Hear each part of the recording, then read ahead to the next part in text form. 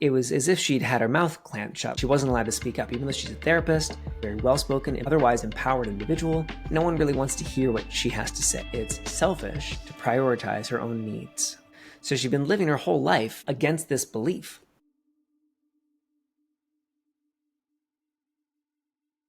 Hey, Will. It's amazing to have you here. A real pleasure. We met 6 years ago, and I worked with you on my stuff, and you helped me tremendously. I really loved your work, and it's just so exciting to get to chat to you, to hear about what you've learned in the meantime, and just to share with the audience some of your magic and some of the things that you've discovered along the way. And I certainly want to dive deep into some of these aspects because I love all this work about energy, alignment, belief systems, and I know it involves that and so much more. So welcome to the show. And I'd love to hear in these 6 years that I've not spoke to you so much, what has changed for you? And what have you learned along the way in the last 6 years in your work? Yeah, and I didn't realize it had been 6 years until we jumped on this call at the very beginning, and you said that. I thought it'd been more like 2 or 3. But in the last 6 years, I've developed a lot of work from taking notes with all the clients that I've worked with. So I've worked with about 1,000 now, but it might be 800 comfortably. Free sessions that I've done with people all over the world. So 28 countries. I'd love to work with someone in Antarctica, make it 29. But I love that because I love learning about other cultures and integrating with other cultures, but getting to see what's similar across all these cultures. And so as I took the first roughly 300 of those free sessions and private clients and looked at all my notes from all those people, I developed something called the 8 pillars of the impostor complex. And I really liked this because for me, earlier in my journey, before I found energy work and identifying limiting beliefs and being able to clear those beliefs, it really bugged me when I would read books. I don't want to pick on anyone in particular, but you'd read a book, The Magic of Belief or The Power of Belief, books like that, and they'd say you just got to believe, and if you have low self-confidence, just pretend that you've got it, and you fake it till you make it, and if the imposter syndrome shows up, you just tell it to go away. And I don't know, I don't know about you or people listening, but that never worked for me, not once, because I didn't have enough momentum. I didn't have enough things going right in my life and mostly in my internal landscape for those strategies to work. Now, what I've learned since then, if you're rocking and things are going great and you have a little bit of self-doubt creep up, you can just say, screw off. I don't want to listen to you. Go away. I'm not interested. And that will work. But if you're, failing at your business and your wife is upset with you, I'm just talking from my own past history, your wife is upset with you and you're still working at a part-time restaurant job that you hate, and then you say, I'm just going to believe in myself, the imposter complex will come up and tell you you're crazy, you're stupid, and not only that, you're a loser, and F off and go back to bed. And you'll listen because you've got zero momentum. So with the 8 pillars of the imposter complex, I break it down into 8 different layers. So procrastination is the beginning. Overwhelm comes after that. The inner critic comes after that. Feeling like a fraud, which is different from owning your expertise. And for me and for my clients, once we address each one individually, it makes a big difference. So when you get out of procrastination, and you get a little win, well, now you're better equipped to deal with the overwhelm. And then now you're better equipped to deal with the inner critic. Oh, and now you don't feel quite so much like a fraud, so you can deal with that one. Oh, and you can pick an area of expertise that you really want to own, and now you can develop that craft, and it just starts to snowball in the positive. So that's one of the new things that I've developed in the last 6 years. There's more, but that's the first one that comes to mind. A lot of people in the energy healing space, let's put it in that term, they often want to help a lot of people. And I don't know, for me, I've at least seen certain patterns where sometimes a bit of a premature jump into that space before they do some of their inner work. It's very interesting why people get into this field of work, and not everyone is super clear. They just know that they're here to help. But is that a good thing, to be there to help? Are we missing something there? I say yes. And that's because of my own life as a helper and as a fixer and a wannabe saver. So I spent a lot of my life believing that it was my job to save the world. And I don't mean that metaphorically. I mean literally. I went into a cycle. My first cycle of depression was in grade 10 when I read a book called The Poisonwood Bible, which was about a story that took place in Africa, missionaries that went to Africa to try to help, and everything went horribly wrong. One of their kids died, another one was, taken by a gang member locally, and then the father was killed. It was just like awful, awful stuff. Really well written book, which is why I read it for high school, but awful stuff. And it introduced me to the fact that the world was not this wonderful place, which I already knew intellectually, but I hadn't had an emotional experience of it. And it opened up the floodgates to this need to help and this need to fix and to save. And because I didn't want to do that with people in my personal life as a teenager, because no one would accept my trying to fix them, I extrapolated to the wider world that it was my job to save the world. And I would daily debate with my teachers and anyone that would listen about, okay, well, I have to be a carpenter so I can build a certain number of houses in third world countries or developing countries. And that way I can measure the difference that I make. But that still won't be enough. But at least then I can know that I'll make a measurable difference. But I could be an actor, which was my first life as an actor. I mean, I still am in a lot of ways. But I could, and then I could get super famous, and then I could maybe make a real difference. But the chances of me making that are slim to none. So I can't do that. But I want to, but I can't. And so it's this drama-filled existence, all stemming from this need to save the world. And that destroyed me for a long, long time. And I did end up going to theater school, and I learned theater performance. I went to UBC, the University of British Columbia, for theater performance, and then later found entrepreneurship and spirituality and energy healing. And that's where that all started. But it all came from this need to help, this need to fix and save. So as I was going through all that, it slowed down my progress immensely, because I would see people like my wife, for example, who she's on the entrepreneur's path. And this is something that I learned from Tad Hargrave with Marketing for Hippies. There are entrepreneurs and there are artists, or what I would call helpers. And the entrepreneurs have a great time because they see a need in the marketplace, they fill that need, and they make great money. And then later they come up with a mission and they make a bigger impact that way. But initially they just see a need and they fill that need. Whereas the helpers and the healers and the artists say, I have to express myself. I have to fix or save people. I have a mission. And then it takes us sometimes a decade or longer to figure out, but how the heck do I make money from, can I even make money from that? And then for my work, it's, okay, I have this gift to give in energy healing or whatever the healing modality is as a therapist coach, but I need to help so bad. And so that need to help lands us in a lot of places, some of them conscious, some of them unconscious. So it can go from the more obvious ones, like, okay, I'm going to keep my rates really low to stay accessible to everybody and anybody who might need me, which is fine. It's just not sustainable. Or I'm going to go really unconscious. So I just worked with a woman who, when I talked about this whole thing, and what I call this whole thing is the helper's paradox. And it states that the more a person needs to help, the less able they are to help. Right. And so for this woman, I shared some of this with her, and she said, "Oh, that's not me at all. I'm not in that at all." But she came to me because she's struggling to grow her therapy practice, and one of the reasons why she's burnt out because she keeps getting clients with suicidal ideation. Right. She has more clients than she would like in that. And so what she said was, well, if everyone would just be honest on their intake form, then I'd be fine. I wouldn't have to help so much. But now I have to help these people. Now, do those people need help? Absolutely. I'm not saying to stop helping. I'm not saying to turn a blind eye. I'm not saying that we don't address these issues systemically. I'm not saying any of that. With the helper's paradox, there's a lot of gray zone. But with her, it's for her to recognize, and in that conversation, unfortunately, she didn't want to see that she's in the helper's paradox. So my long answer to your question, but yes, the need to help is a great thing, but if it goes unconscious for too long, then we end up doing more damage than good, is my perspective. Now, you work helping people become visible, really, in their businesses. I mean, I know you do so many things, but this is one of the focuses where you help energy healers and other healers and therapists to become visible. And I find that interesting because I've not come across many that really speak about that so directly.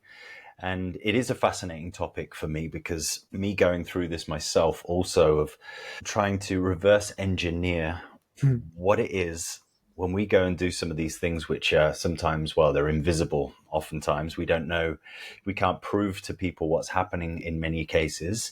And there's so much of a history in generational history and religion and society in all these different cultures where we've kind of been closed down, imprisoned, killed maybe in the past. And I'm wondering, that's my perspective on why many people have this struggle about being visible in this space. Does that make sense? And what else have you perhaps noticed in that field? Yeah, I would say I've noticed the same kind of thing. However, in my work, it's evolved. So I noticed in the early days, the first kind of free download that I ever created was called oh shoot, this, I still have it and it's still out there, but I forget the name. It's the 7 fears. It's basically the 7 fears, the 7 blocks that hold healers back. And one of them is about doing business. Just the act of doing business is a block in itself. Another is about being physically or spiritually attacked. And I even, because I've worked a lot with clients in the southern United States and the Netherlands are my two biggest places that my work resonates. And a lot, some in Canada, some in England, but there's certain cultures that it resonates with more. And in the Netherlands, they have an actual expression for the same fear, and it's translates to the fear of the pyre, the fire being burned at the stake, Okay. and a very similar fear to a lot of women that are in the southern states. And most of my clients are women, not exclusively, but it just tends to be who shows up the most. And very similar energetic patterns from the southern United States to the Netherlands. Culturally, very little is similar, but energetically, it's very, very. So the tall poppy syndrome, don't Mhm. stick your head too far above the parapet.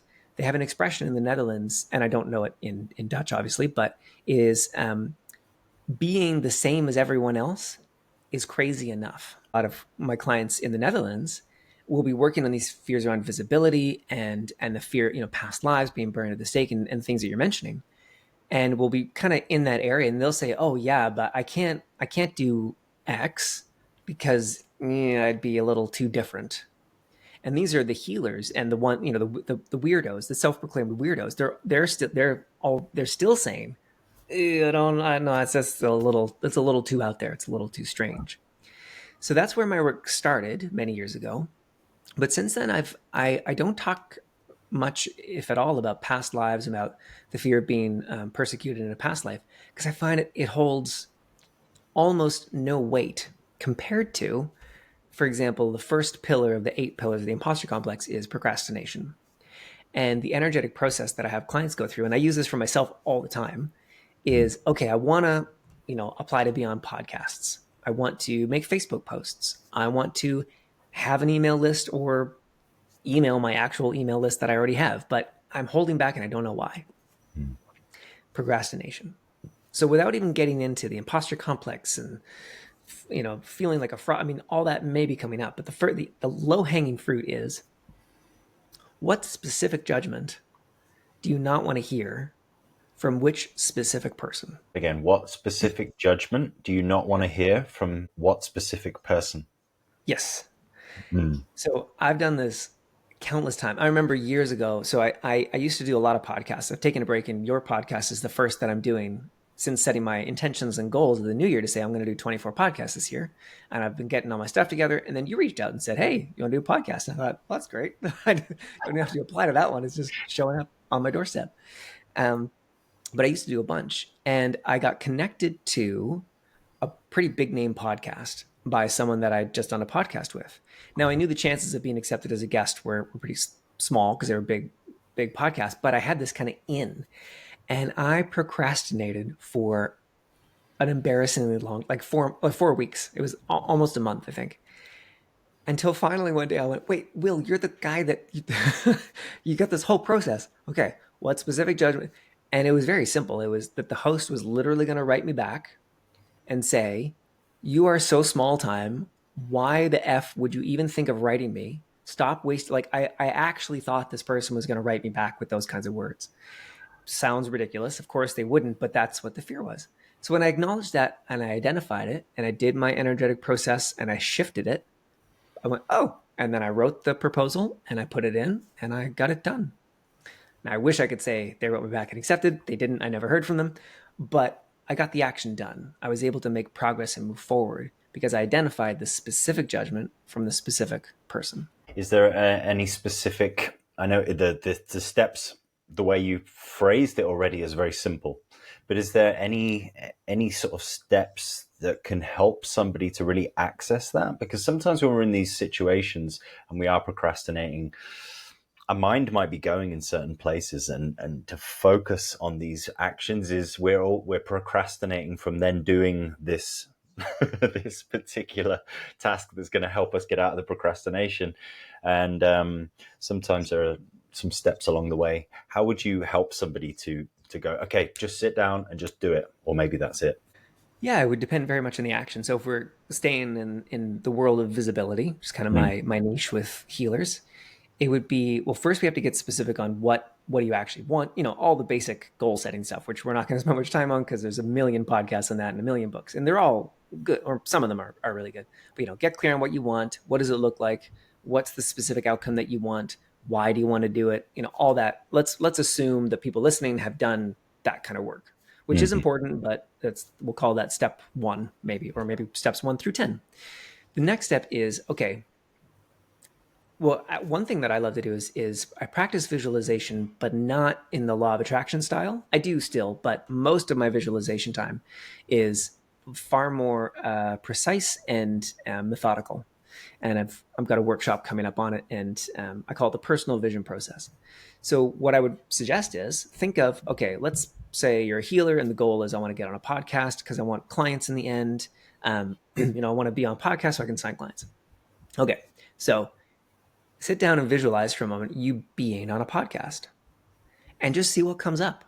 Start to visualize the positive, like, okay, you're on with the guest, with the host, you're the guest, everything's going great, but then your big fear comes up of, they say, but what do you really think about the COVID vaccine? Or, just some big topical issue that you're terrified of. Or, you say, like in my world, I have this gift of clairaudience, so I can hear when people are not telling the truth to themselves. And maybe the host says, well, that's ridiculous. You should prove it to me right now. I'm going to tell you a truth and a lie, and you tell me which one. And then I go, freaking out. So your fears are going to come up as you visualize, as you start to practice what you want. And that's the judgment that the host is going to say, you're not the real deal. You don't know what you're talking about. This was a mistake to bring you on, or some other version of that. So just start to visualize, and the specific fear or judgment is going to pop into your head right away. And instead of doing the good spiritual person thing of saying, oh no, have 3 positive thoughts to every negative, no, listen to that negative one for a moment and actually Mm. listen to it. And that's something I talk about with my clients. Make the imposter complex your ally. So actually listen to what it's saying. And yeah, we could talk more about that if you want, but that's a long answer, but that's some of the process that I would give a client.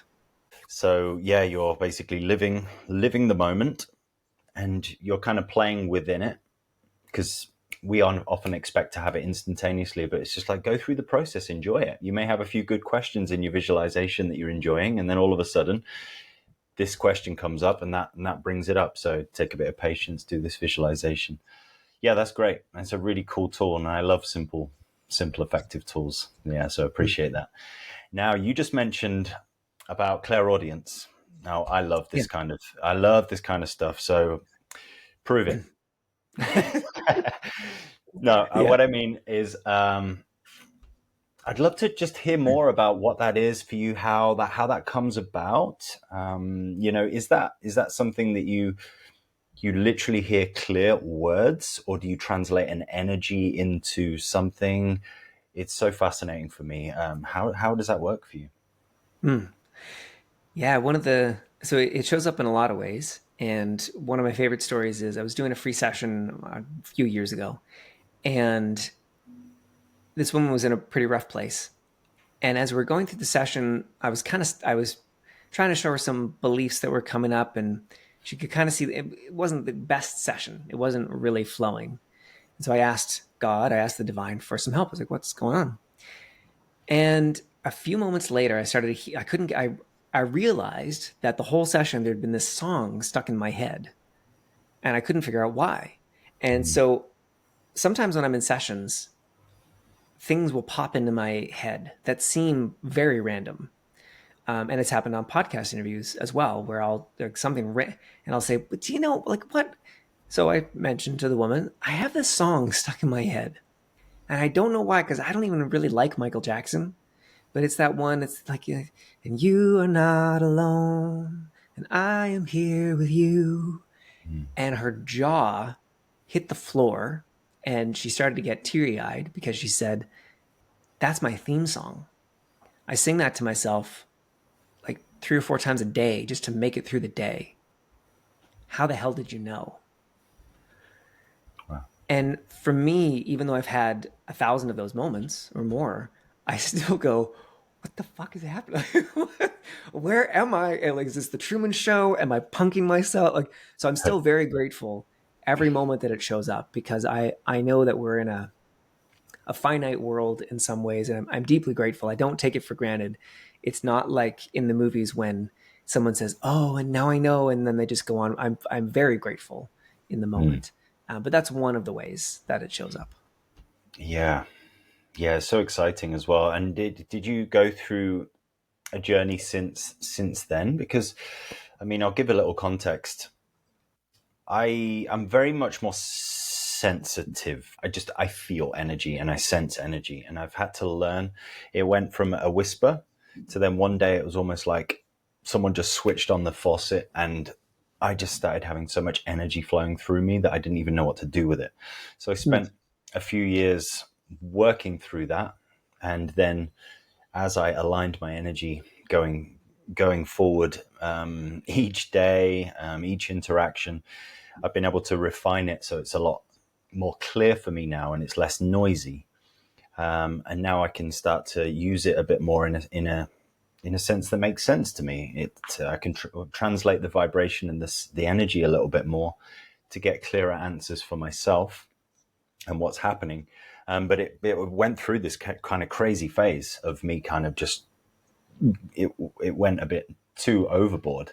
Did you ever go through that, or did it just switch on? And then, I mean, I know you just said that it wasn't like in the movies or anything like that, but did you go through like a whole transitional phase of it refining in different ways? Kind of, not the same. So very different from your experience.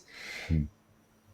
I started getting idea or hints that there was something going on when I was coaching. So I was a life coach Uh-huh. long before I was an energy healer.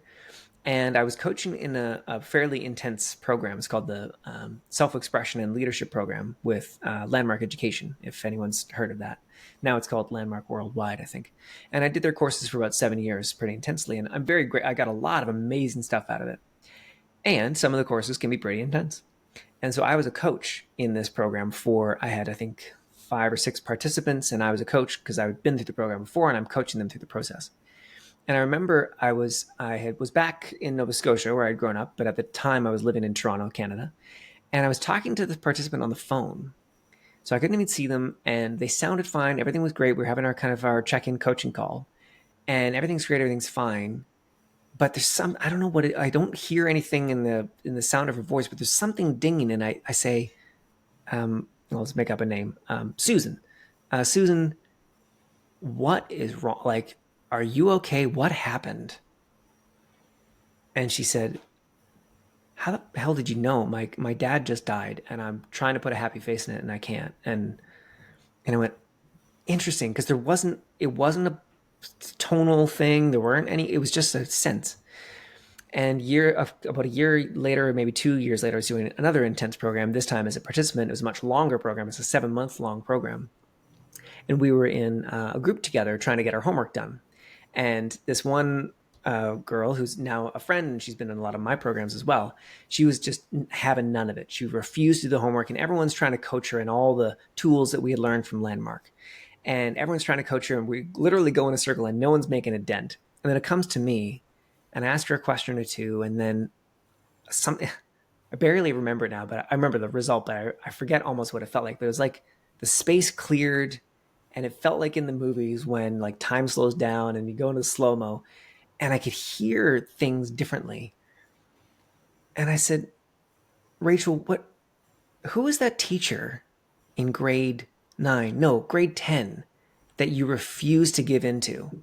And everyone around, because she had not mentioned anything about school. No one had mentioned homework or school work or anything like that.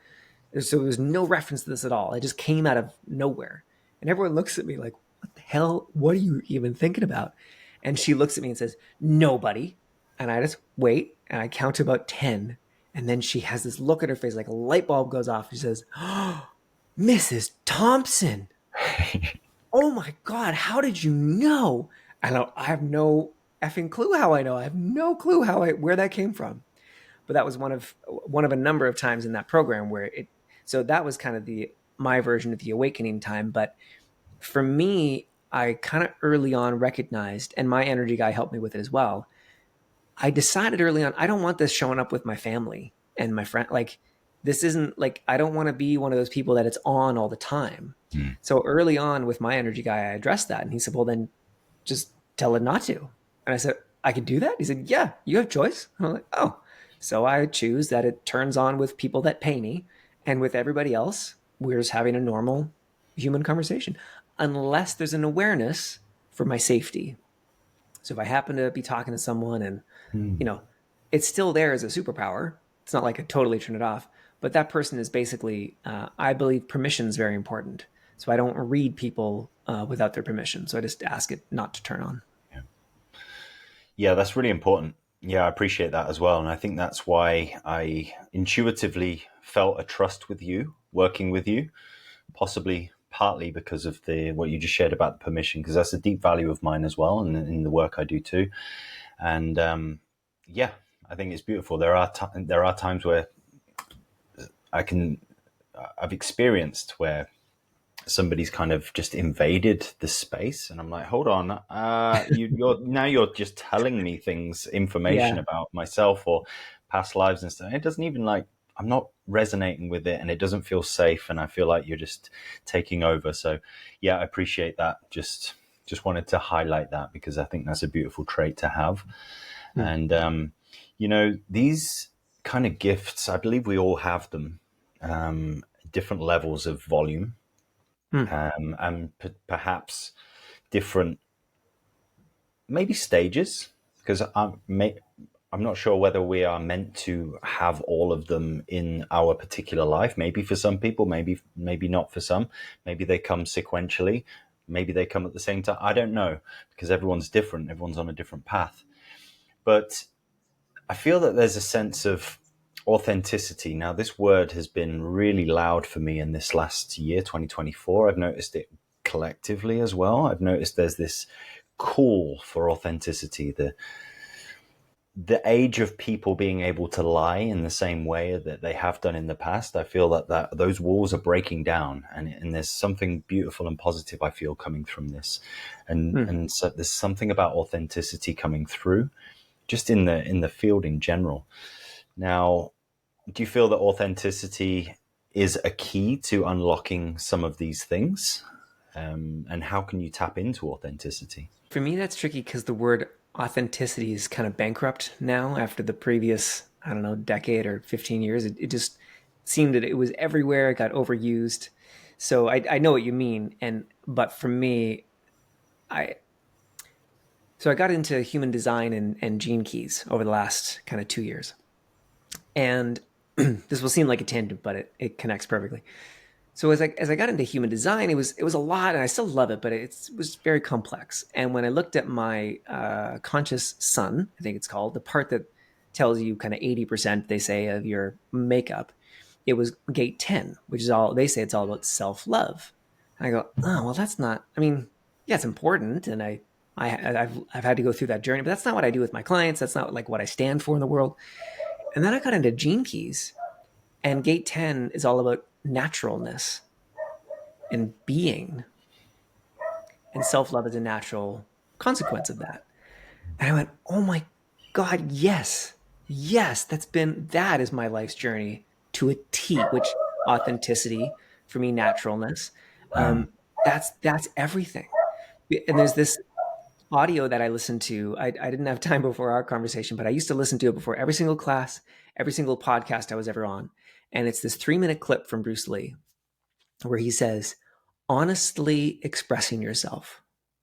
Now, it is very difficult to do. I mean, it is easy for me to put on a show and be cocky and be flooded with a cocky feeling and feel pretty cool and all that. Or I can show you all kinds of phony thing. You see what I mean? Blinded by it. Or I can show you some really fancy movement. But to express oneself honestly, not lying to oneself, to express oneself honestly. Now that, my friend, is very hard to do. I love that quote as well. That was coming up for me a lot when I'm learning to, say, dance, for example. It was a big catalyst for learning how to dance. Now, I haven't done it, gone to classes or anything for a while, just because of location more than anything. But that quote was on my mind a lot of the time, because there's a certain sense of self-expression, because especially we're in the UK, I'm from the UK, and we've got so many programs, and we've just got to be very straight and ordinary, and just keep things low, just like you're talking about the Dutch earlier. So it was quite hard to express, and I always admired people, that really just let it go and let it be. And Bruce Lee is amazing at that as well. You see it in the way he is. It's just so beautiful. And you're right. We come up against so many of these things to express ourselves. It's not the easiest thing to do, because we've got these constant mirrors and these things coming back at us the whole time.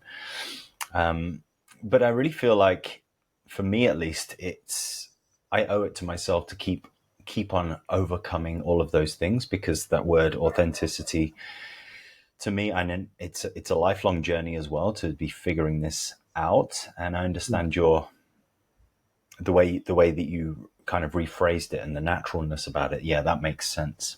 Yeah, and I would, to circle back to your original question there of how do we be more authentic? How do we be more ourselves? To me, that's the process of constantly uncovering the things that are not us. So being natural and having that natural expression. And this comes from my background in my previous life in theater. And I remember we would, in one of our first days in acting class, so you had voice class, you had movement class, you had acting class, you had script analysis class. So acting class was a specific class inside of theater performance. And I'll never forget, we all get there and we do our warm up together. And the teacher, I forget his name. I remember his body and the way he spoke and everything. But he said, okay, now it's time for you to walk across the stage. And we're in like a regular studio room, but it had the outline of a stage. Okay, I want you to walk across, just be normal, just walk.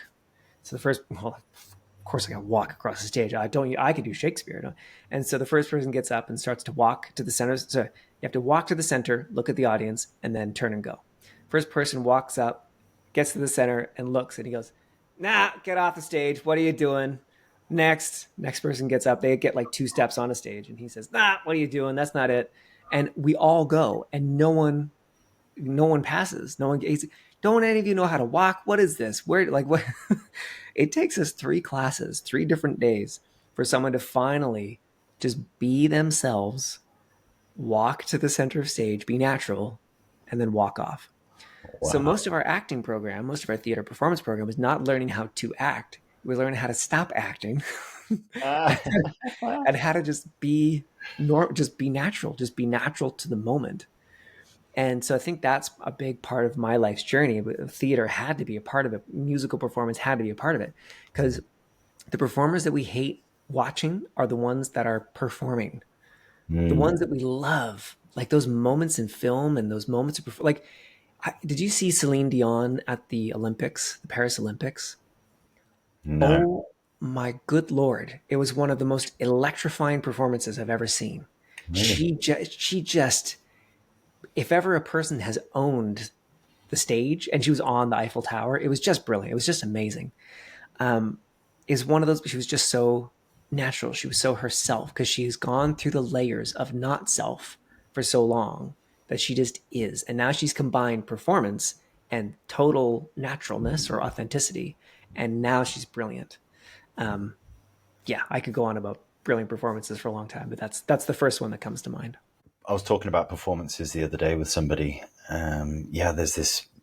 Yeah, it's performance and an authentic expression. That's going back to that quote again. It's just such a challenge for people. People mirror us so much, and we go into that. I don't know why we do that so much. Is it the programmed response from the media? Where did it all come from?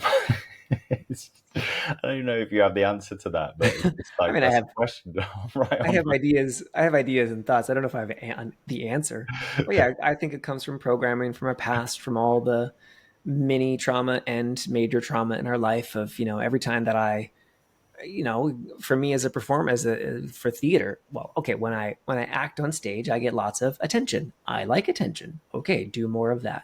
Okay, when I do this, I get more. Oh, when I do that, I get this. Oh, okay, a great example is when and this is the kind of stuff I help clients through in my programs and my sessions as well, as identifying these things.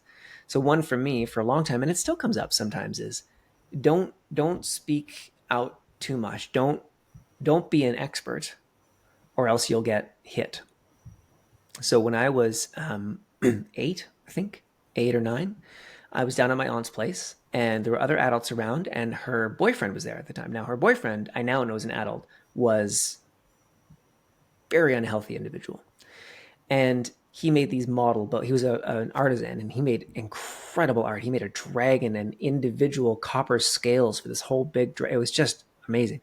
And he had these boats that he made, these model boats, but they were very big, old school British battleships. But he made them by hand, all the different individual little pieces, and then had motors, and he would do them around the lake. So there I was as this 9-year-old, kind of cocky little kid. And I looked at the boats as he was showing us his masterpieces. And I said, I could do that. And he looked at me, and I was instantly terrified. And I said, well, if I had enough time and someone taught me, I think I could do the same thing. He strode over and he spanked the living hell out of me on my back, on my bottom. And the other adults didn't do anything. And there was another incident later at a family party that was somewhat similar. But what I made up about all that is keep your damn mouth shut, especially around male authority figures, or you will be throttled. So that's where that came from for me. So I think that, and I hadn't planned on, not that I've shared that with many people before, but I hadn't planned in the context of our conversation to share that. But I think that's one example of where all these things, like, do I be authentic and say exactly what's natural in the moment, or do I keep my damn mouth shut and be safe? Well, I think I'll take option number 2. So, it comes to being visible as a healer. And the last time you made a post about XYZ, your mother, your aunt, your brother, whoever literally said, I'm not gonna type anything. I'm just gonna just don't do that, and it'll be better. It'll be safer. Your work has been really fascinating for me, and really effective as well. Super fast. It's fun too, as they say, recipient, for want of a better term, of this. And I know it's a collaboration and all of this. But would you be happy to share a little bit of how your energy healing works? Obviously, just share what's good for you. But yeah, I think it would be fascinating, and I want to be reminded of kind of how it works as well, because it's just so wonderful. Yeah, sure.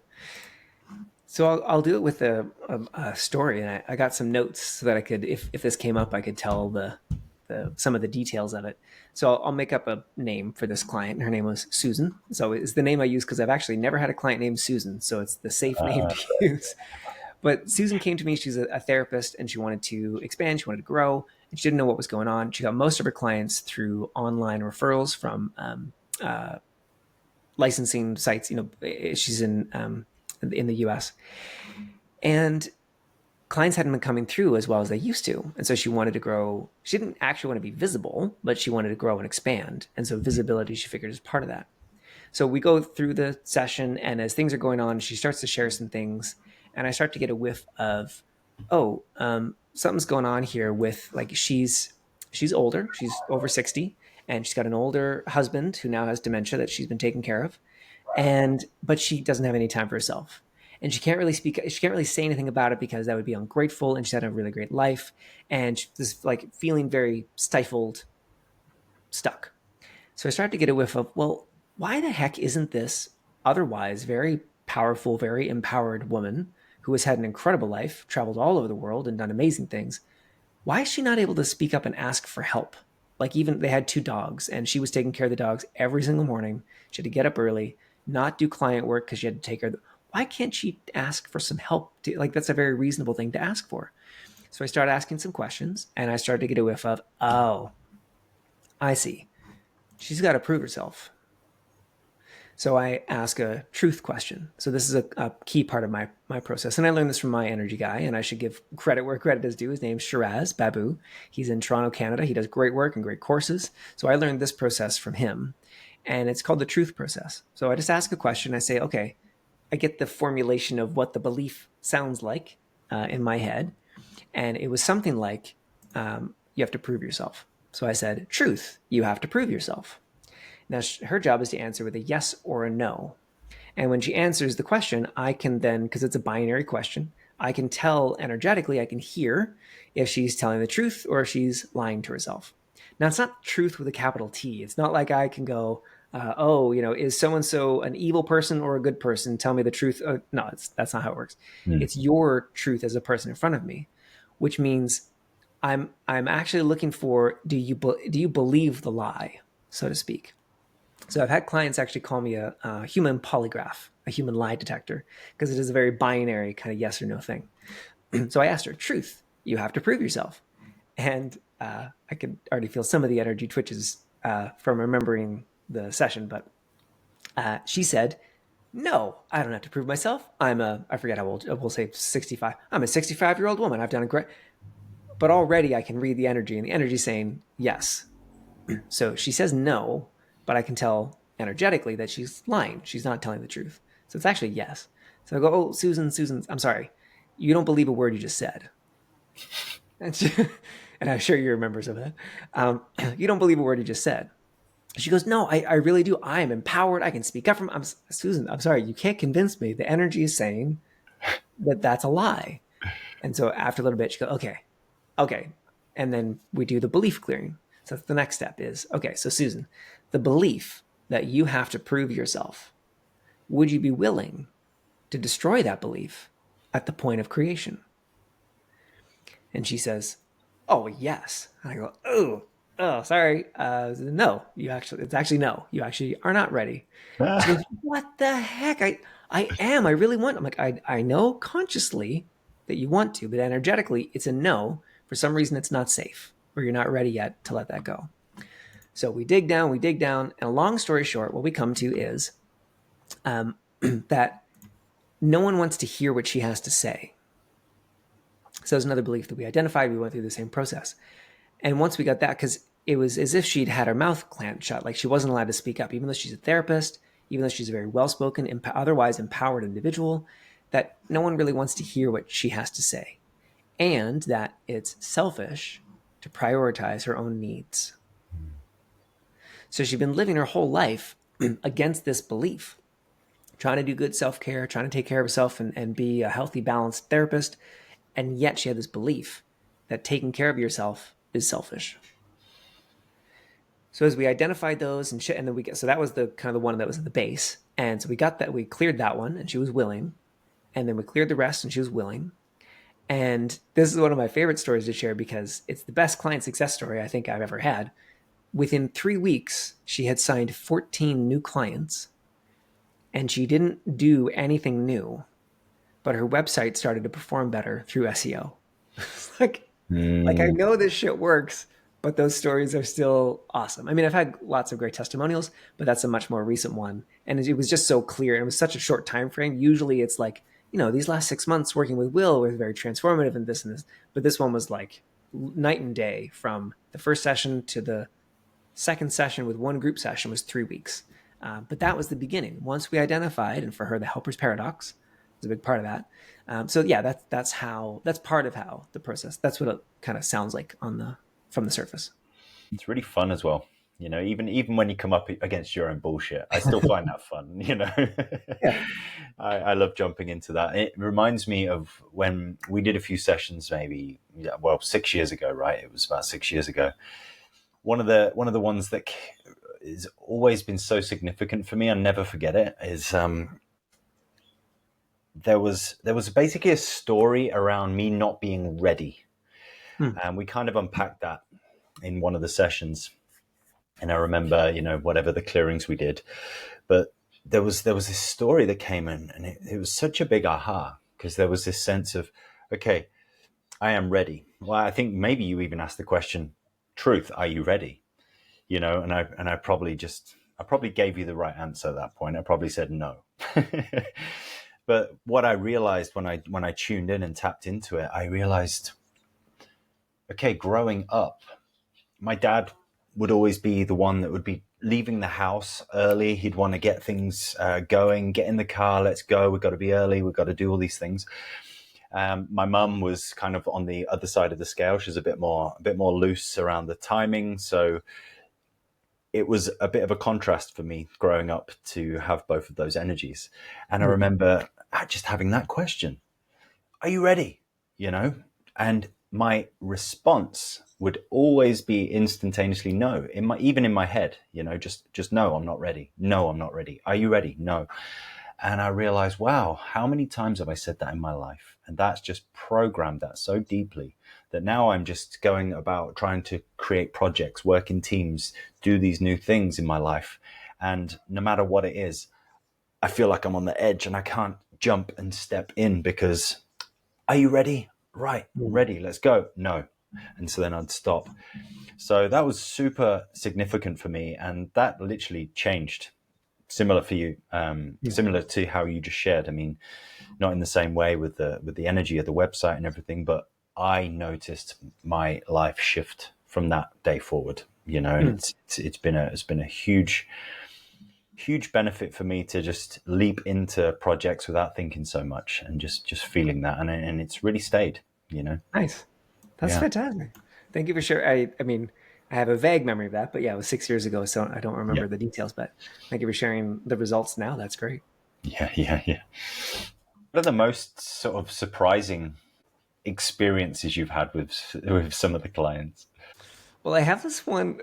Uh, yeah, I'm so glad that I made a note of this one. That if there was a if there was a good context in which to bring up this story, that I could. And this Yeah. is exactly that. Uh, and it's one of my favorite stories, but it's also it was very surprising because I'm a nice Canadian boy. That's how I think of myself in my head still, even after all this work. I'm a kind, considerate Canadian, and I don't make a big fuss and blah blah blah blah blah. So keep all that in mind as I share this story. So I'm having a session with someone, free session. This was years ago, and I was actually sitting right here in the same spot in my house. And this woman came to me for a free session. She worked in American politics, and it was during forgive me, it's not the primaries. It's the one that happens in the 2 year mark in between. And she was in the state of Georgia, and this was before Trump's. Oh, yeah, this was in the beginning of the Trump era, and so he was new on the scene, and so she was working really hard in the state of Georgia, which I think at the time was a swing state, and she was working for the Democrats so that Trump wouldn't get elected. And Stacey Abrams, that was the candidate that she was working for. So she came to me, and she expressed for the whole first 5 minutes about how exhausted she was, how overwhelmed she was, how her whole team was exhausted, and just they were at their wits' end, and they still had weeks to go, or maybe it was months to go. I forget. It's still a long time to go. And she said, "I just need some help. I need some space because this Donald Trump guy, et cetera, et cetera, et cetera." And I said, "Okay. Is it okay if we?" And now I'm a little bit more tactful now than I was then. So I know I asked permission, but I think I could have given her a better heads up. So I said, okay, are you ready to go? And she said, yes. I said, okay. Is it okay if we dive in the deep end? And she said, yeah, whatever it takes. And I said, okay. Uh, Truth, Donald Trump is evil. And she said, excuse me? He is evil. As a but that I'm not here to debate whether the man is or is not evil. That's later in the conversation, if it even comes up. What I want to know is, do you believe that Donald Trump is evil?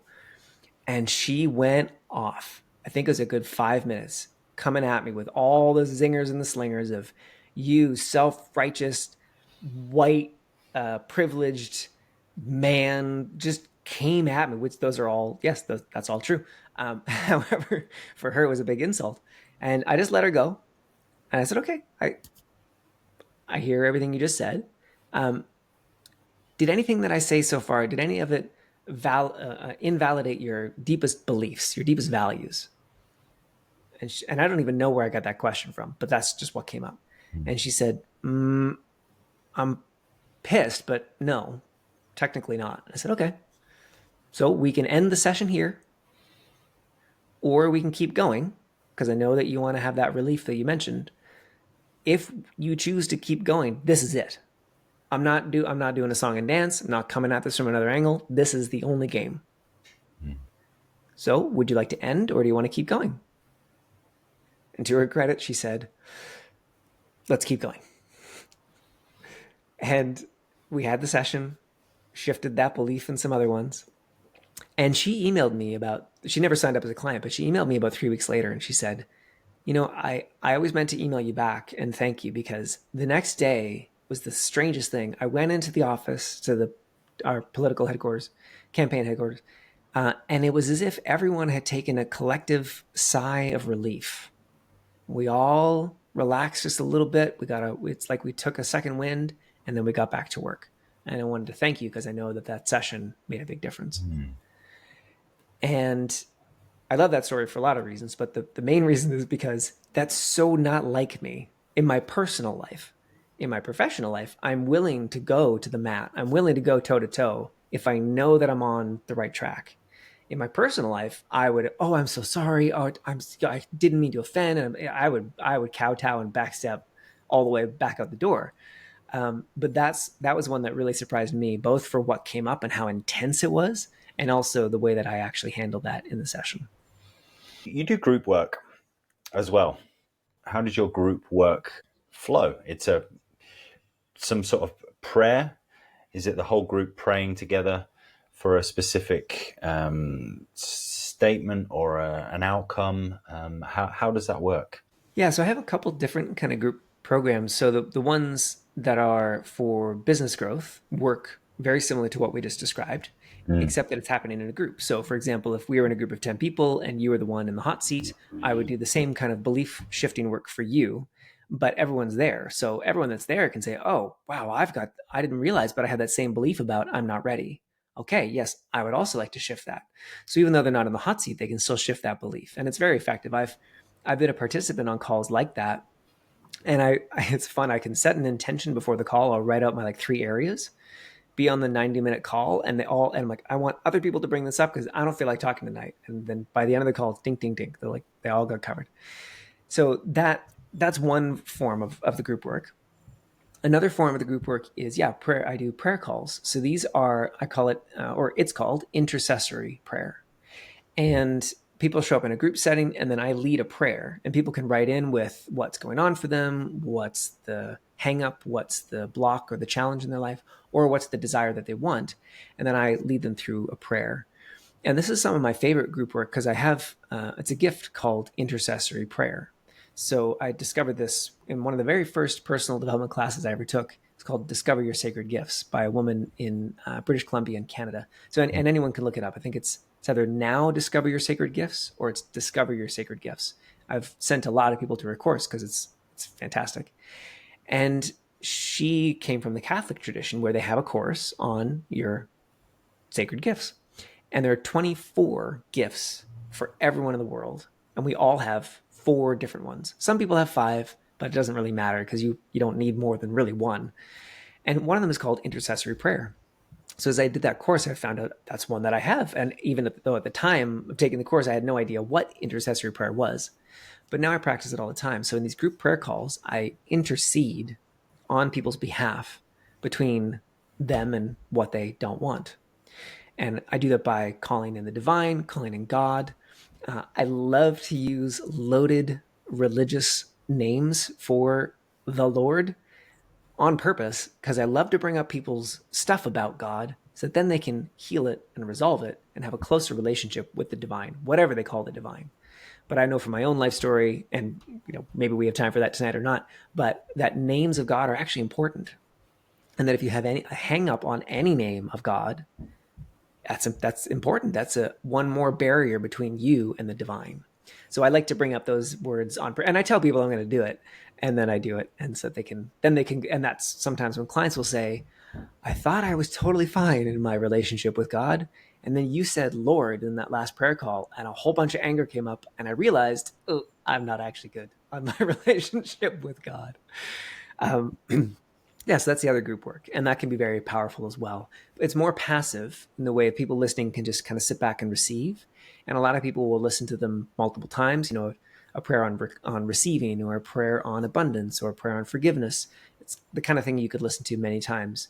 And that's where my Mm. performer self comes out, because I'll know the theme before I start, but then I'll do a 12, 15-minute prayer with eyes closed, just ad lib, going off the energy and what comes up. And maybe some of what people wrote in beforehand will pop into my mind, or it won't. But it's just a stream of consciousness prayer for 12 minutes. And it's powerful. What you just shared there, there's this beauty, and I love this too. When you just state something that you know is just going to just split the room, or it's going to trigger something because it's got so much weight to it, the energetic weight of these words.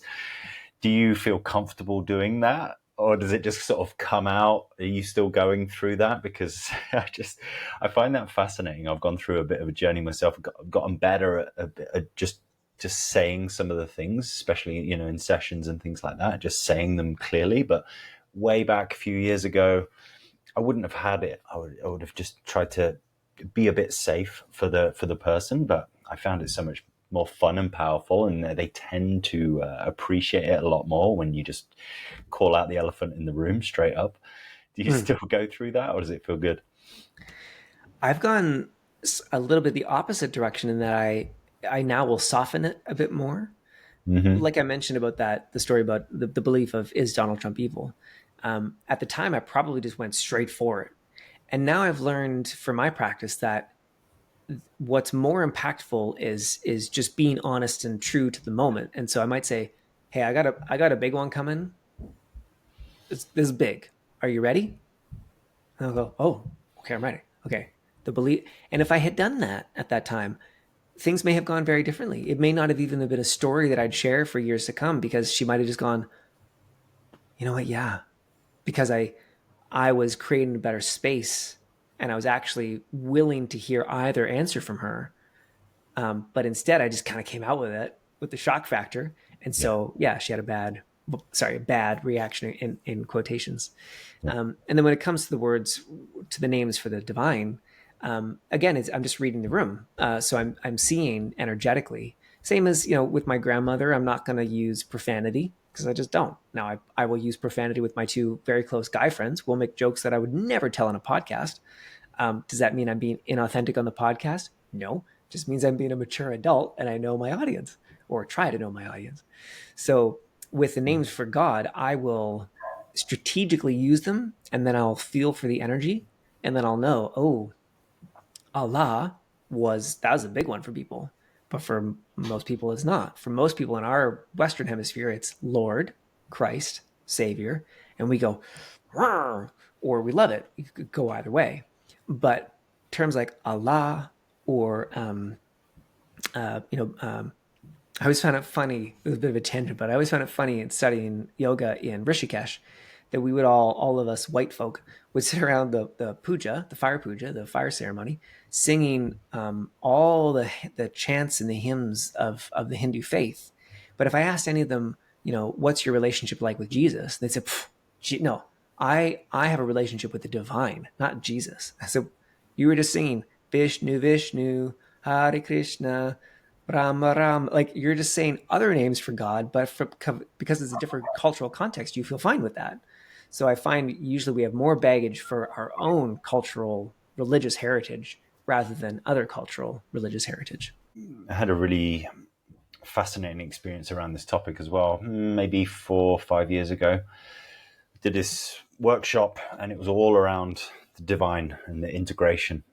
And exactly what you're just sharing now was kind of the lessons I was getting throughout this whole workshop as well. You know, I grew up when I was young, when I was a teenager. I always remembered, because I never had any sort of direct religion or anything like that. So I never grew up with any faith or anything like this. Yet I did not want to be associated with God in the slightest. If anyone assumed that I had any belief in God at all, I'd be like, no, get out of here, like. And I didn't realize the sort of the powerful impact that could have, because I wasn't thinking in a spiritual sense until I was, getting to about 30. I was quite a late bloomer in the sense of connecting with what's possible and me creating my reality and energy and all of these things. And so when I discovered that, I'd done so much work, I'd then become okay with the word God. It didn't mean anything religion. It was just like, oh, if it's energy, if it's the universe, all these names, oh, they just mean the same thing to me. Okay, great. So I thought I was good with that. But then we start testing for all these different beliefs, and when you actually start using that language and how your energy responds. So again, on that conscious level you were talking about earlier, you can think, oh, I'm good with that, because consciously I feel that it's all fine. But then the subconscious says, no, not a chance. And yeah, it's so powerful. Even though I have no connection with, no connection in this life of so many other religions, there would still be triggers around other names of different deities or different things like that. And I did this session with a guy who was a Christian, and Hmm. so I was kind of representing the energy field of God, basically, and he was there face to face with God. And he said he basically said he could hardly stand. His whole energy felt so small and constricted that he just could barely even look at me. He felt so small and judged and all of this. And here's him. He was probably about 30 odd. He spent his whole life going to church every single week, week in, week out, week in, week out. And yet he comes up to this workshop and then just realizes that his whole belief system around God is that God hates me, God judges me. Hmm. And for him to shift that, like, transformed his whole reality and life, which is so beautiful. So Hmm. you're right. It's so powerful. Yeah, I think about it's a huge revelation for people when they come to my prayer work because, or for some people, because when I pray, it's I'm God's right here. I'm talking to God right here. And in my prayers, we don't have to go into them, but it'll be something like, oh, and God, thank you for the confidence that you're bringing to everyone. Oh, no, no, sorry, I don't believe that. Sorry. God, could you help me believe that you are bringing confidence to all, because I'm not there. Like, so I'll catch it. And that's the being natural thing. And the energetic sensitivity is, and I think that's why people like my prayer work, because it's not like so often, I was in church this morning and there were parts where I was just, like, you're not, I don't believe you. Like, I know you really want to be there. I know you want to be there as you lead us in this prayer, but you're so not there. And I can feel that. So let's just be in silence then. If you're not there, it's okay. But acknowledge that you're not there. Acknowledge, and that's kind of like the Bruce Lee quote is, honestly expressing. It's very hard to do, you know, um, not lying to yourself. And I think that's part of why we have big hangups about religion, a lot of us, because lying to oneself. It's so easy to lie to yourself and say, I'm all in for Christ or I'm all in for whatever religion. But we notice the hypocrisy more often because and that's why I love a lot of Christians, because a lot of the Christians that I know are very honest about their failings. They're very honest about, I've got my eyes set on Christ. I've got and I'm failing every day. but I know that God loves me no matter what. And so I'm going to love myself, and I'm going to love God, and I'm going to love the person right beside me. Because, man, I just botched it. I just yelled at my kid, and then I instantly regretted it. I apologized to like, they're in it. They're in the game. And yeah, I find, and so to come back to my prayer work, that's why I pray the way that I do, because I never want it to be the experience of, and I'm still human. There's still going to be moments where I think, wow, I'm on fire, and there's going to be somebody energetically aware going, wow, Will does not believe a word he just said. Forgive me, doing the best I can. But if I can catch more of those to stay aligned, to stay natural, Mm. then that's then I'm modeling what I'm asking my clients to do. Because that's when my healers get and grow and expand and have clients sign up, it's because they stop doing all that shit that isn't them. They stop trying the business strategies that don't feel good. They stop trying, or they identified why it doesn't feel good, and they aligned energetically so they can do the same strategy, but now it does feel good because they let go of all the crap. Or they go, oh wow, that strategy entirely just doesn't work for me. I don't want to do it. And as they got clear on their beliefs, now they can see, oh, it's not me, it's the strategy. I don't agree with that practice. So once they get rid of all that stuff and they just start being themselves, they start being natural. And then a Mm. client signs up and they go, oh, that was lovely. Instead of, oh my gosh, a client signed up. I'm off to the races. Everything's no. Someone signed up. Well, of course they did. Of course they did. Wonder and good, like, well done. I celebrate that with you. But of course they did. Who wouldn't sign up with you? And not coming from bravado, but just from, of course they did. Mm. Well, yeah, when you get that energy of surprise, you're basically sharing with the universe that, oh, I don't believe this. This is so surprising to me. When it's natural, yeah, it's just an open door. And you're like, oh yeah, of course, come on in, let's go. Yeah. And Yeah. it's still delight. It's still a delightful, like you might know that the ice cream shop you're going to has your favorite ice cream, Mm-hmm. and you go in and you get your favorite ice cream, and there's still the delight and the excitement as that favorite ice cream is being served, which is different from surprise. Like you're saying, surprise is, oh my gosh, I can't believe that's oh my, it's versus, ooh, a client, how delightful! I can't wait to get started. Like your favorite ice cream is there, and I believe the moment that we go, oh, just give me my favorite ice cream, life loses its magic. Like, well, of course a client would sign up. Of course they would. Everyone wants to work with me. Mm. Now, yeah, now a lot of less people want to work with you. It's that what's the word? I'm forgetting the word for that very basic assumption, but arrogance, bravado, lack of gratitude. Yeah, Yeah, I mean, it's assuming. assuming. Yeah, Yeah. I would love anyone listening to be aware that you offer a 30-minute coaching call or a connection call or something like that yeah. to meet you and get a bit of an understanding of the work and come up against some of the things that people might want to work with. Yeah, can you share a bit about that? Because I highly recommend it. I did that, and yeah, I had some amazing shifts. It's so cool. Yeah. Yeah. So it's an energy healing session, and it's about 25-30 minutes, and we just dive in. So a lot of people will be wary to say, oh, I don't want to show up to a set because it's going to be a big sales song and dance. Well, I have discovered in my life, in my business life, that doesn't feel good.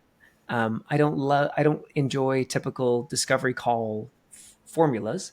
I want to just dive in. So I get you to fill out a form beforehand, so I know what's the pain thing that you don't want, where do you want to be, and what's in the way, and what have you tried. I get you to fill all that out beforehand, so I could read that, and then we just dive in with the energy. So we do in a 25-minute session, a minute or two to get to know each other, and then we dive into the energy work, and then it's about a minute at the end where I'll say, hey, it's a great session. I really enjoyed working with you. How do you feel? Do you feel better, worse, the same, or different? If the person says better, which a lot of people do, not everyone, but almost everyone, I'll say, great. Is this all that you wanted in this free session? Or do you want to talk about ways to work more deeply together? And they'll say, oh, I'm good. And I'll say, great. Have a great day. Or they'll say, yeah, I'd love to work more, or I want to hear the options at least, and I'll tell them the options. So for anyone that's listening, if you've been intrigued, I'd love to have a free session with you. And like I say, it's 90% or 95% session where you actually get to experience the work. So you can find out, here's the fun part. You get to find out where you're full of shit. You get to find out oh, where am I saying one thing like I want more clients or I want to be visible or I want this, but really you don't. And that's my job, is to help you see the but really. What is the answer to but really? And it can be very fun. I've had, just from that free session alone, I've had people sign new clients. One of my earliest ones, she signed like 4 new clients within 24 hours. That's not guaranteed, but it's one of the fun ones that happened. If anything, people just feel lighter. They feel like a weight's been taken off and they feel a bit better. So yeah, for Mm, anyone listening, I'd love to see you for one. absolutely. Yeah, go and do it. It's awesome. Yeah, and it's fun because there's a playful element to it as well. I remember us often laughing laughing about what's coming up, and I Yeah. think it's always a great space. Like some years ago, it used to be so serious when when I first got into the work of working with people, doing sort of one-to-one stuff. There was a certain seriousness to it, and then one day I just had this aha, and I just decided, okay, from now onwards, every session I have with someone, we're gonna laugh. Mm. And I think that's been the case, even if it's Yeah. just a small laugh along the way. And just it's like that, realizing the cosmic joke. When you shift something, it seems serious when you're going through it, then it shifts and you go, I can't believe that was there. I can't believe like I've been believing this stuff. And that's beautiful, because that's these unraveling these well, it's just clearing the bullshit, as you kind of Yeah. pretty much just said. Yeah, Yeah. and it can be so much fun. Yeah, it doesn't Yeah. have to be serious anymore. Mm. It's an old, Yeah. old story. I call that significance versus substance. So when we're being significant, it's, that was like me in the story I shared about in high school. I was so significant. Every day was do or die. Every decision was do. It was it's like dripping with drama and significance, sanctimonious. And then once you make the shift into being substance, having substance, you're present to what's needed in the moment. If what's needed in the moment is, and when I first identified this, I was in India. My wife was doing yoga teacher training, and I was taking care of my daughter at the time, who was not quite 2 years old. And it was middle of the day, and my sister-in-law called from Vancouver, Canada, and she was having a terrible day because she missed the bus, blah, blah, blah, blah, just regular day bad stuff. And I had woken up at 4 a.m. to help my wife get off to class, been with my daughter all day, no break. And now my 2 year old daughter is pooped in the corner, and I'm cleaning up the poop, and I'm talking to my sister in law saying, "Oh, it's okay. I hear you. It's a rough day." And she goes, "Wait, what are you doing?" Because she hears Maeve cry in the background as I pick up Maeve, clean up the poop. And she goes, "Hold on, wait a second. You're there dealing with all that, and I just missed the bus. I'm being ridiculous." And that was the moment it clicked for me of significance. I was being substance. I was just being what the moment called for was my family member needed some support, and my daughter pooped in the floor. Significance would be, oh my God, don't you know what I'm dealing with? You're all you did was miss the bus. Don't you know that I'm cleaning up poop? Don't you know? Like, well, that's significance. So, like you're talking about in your sessions and the whole work that we do, when you're being substance, there's no space for significance and drama. Beautiful framing. I love that. Ramdas uses the word poignant. I really like that as well. I'm so poignant. Mm. Now, is there anything else that you would love to share with the audience? Well, there is one kind of story I'd like to share, just in case there's anyone listening who's inspired but is still in a really rough place, or is still in a place of trying so hard to achieve and to Mm. succeed and feeling like they're not there. So um, when I was this is about 6 7 years ago, so it would have been just before we worked together, and I just moved here to Nova Scotia, Canada. And I remember I was driving down the road listening to this, my one of my favorite soundtracks, the Greatest Showman soundtrack. And I was feeling just horrible about myself because I was still working at a restaurant, hadn't got my healing practice off the ground. Things weren't going the way they were supposed to. I didn't have the money I wanted. I was failing every day. I couldn't get my shit in gear. And I was thinking, well, maybe I should get into real estate, or maybe I should get into what. And if I just did enough, then maybe I wouldn't feel so awful. And the song came on called Never Enough. Do you know that song? Yeah. All the shine of 1,000 spotlights, all the stars we see in the night sky will never be enough. And there's more, of course, but I remember this sunny, beautiful road that I was driving down and feeling like such a piece of shit. And the lyrics of that chorus hit me like a ton of bricks. And I went, oh my God, it wouldn't matter how much money I make. It wouldn't matter how successful I could have the real estate empire and be the best energy healer in the world, but it still wouldn't be enough. And I realized in a moment, my wife and daughter would leave me eventually. It wouldn't happen anytime soon. It'd be 5, 10 years.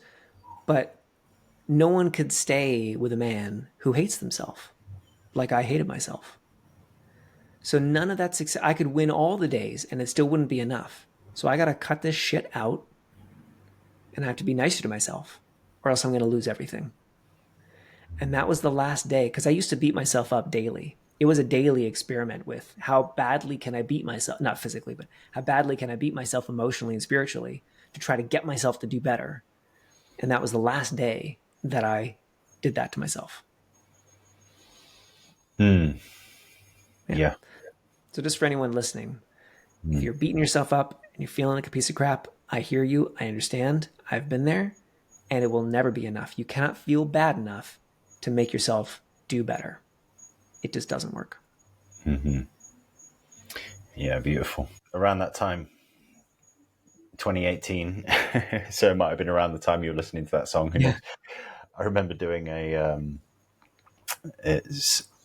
what do they call it? A flash mob, right? Oh yeah, yeah. Yeah, there was this group, and I saw them practicing and dancing in this courtyard, and they had one of the songs in The Greatest Showman, and Yeah. everyone was like doing this like dance move, and I was like, fuck it, let's go in, let's do it.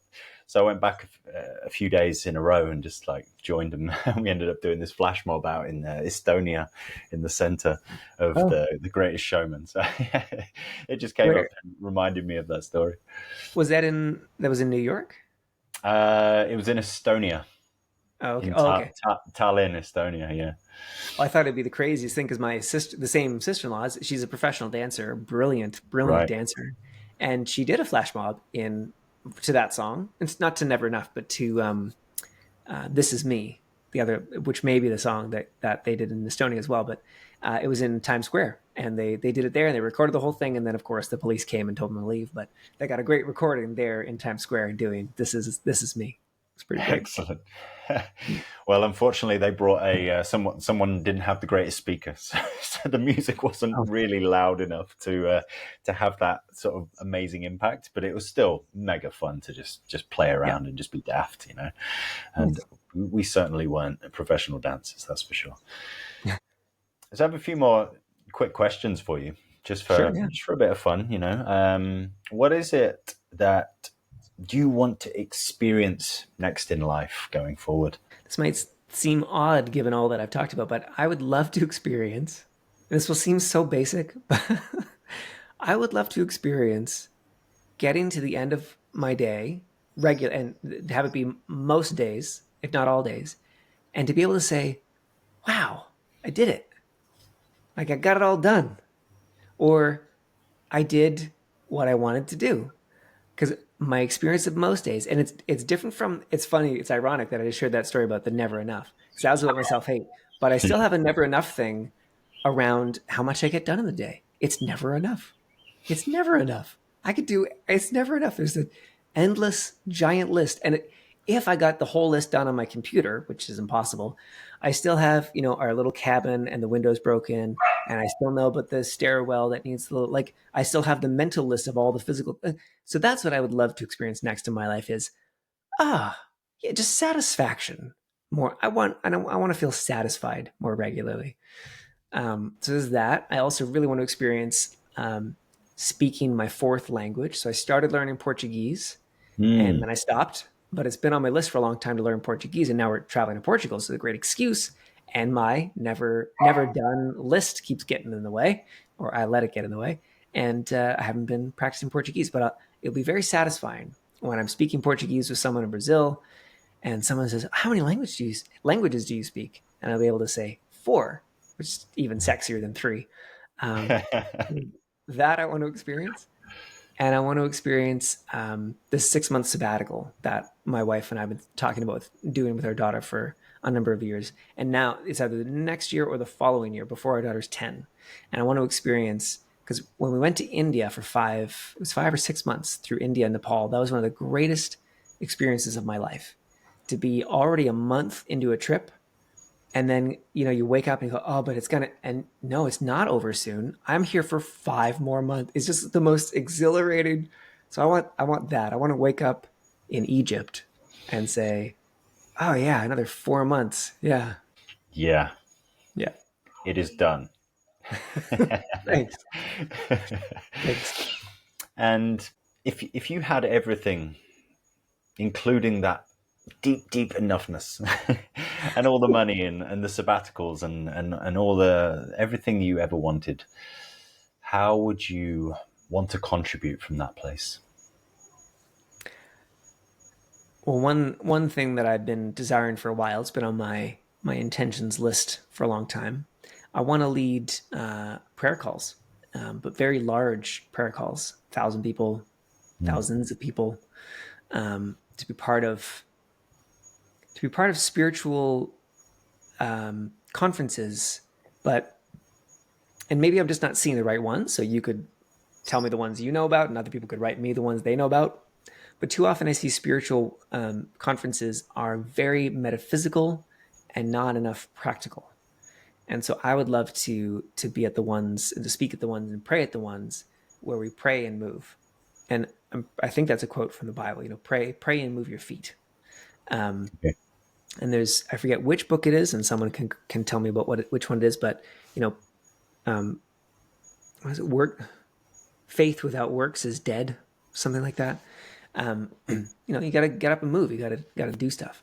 So I want to be part of those. So big movements to help heal our relationship with God.